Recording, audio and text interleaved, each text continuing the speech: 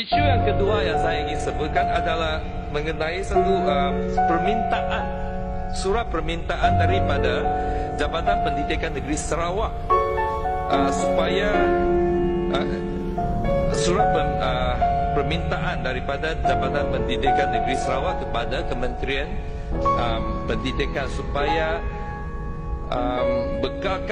membekalkan guru pendidikan Islam dari negeri lain di sekolah rendah dan sekolah menengah di Sarawak.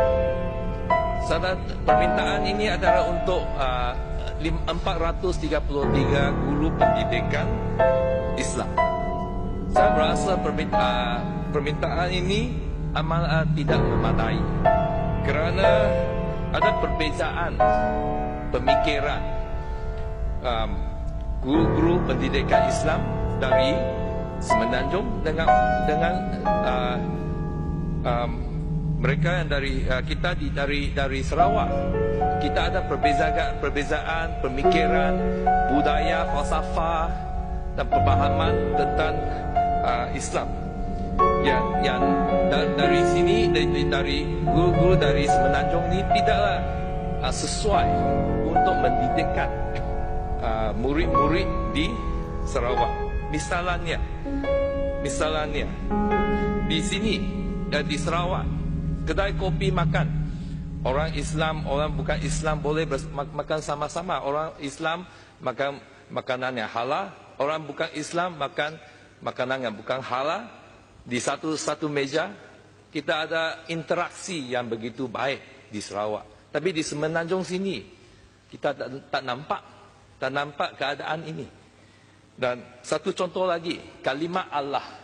Kalimat Allah boleh digunakan oleh penganut Kristian di Sarawak, tapi di sini di Semenanjung tak dibenarkan. Dan isu berusaha cat diperbuat daripada bulu babi. Di sini adalah satu isu yang begitu sensitif.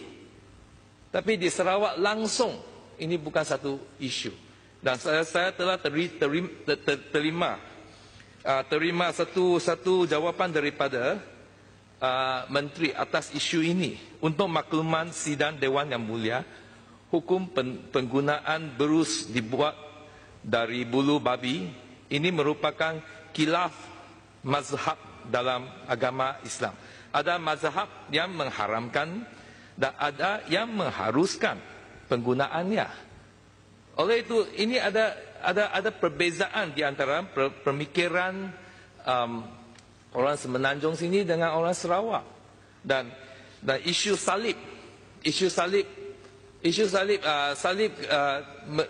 menjadi satu isu yang begitu sensitif sehingga kan tak boleh dinampak oleh umat Islam di Semenanjung sini. Tapi di Sarawak ini langsung satu church and mosque side by side, not an issue at all. Oleh itu saya rasa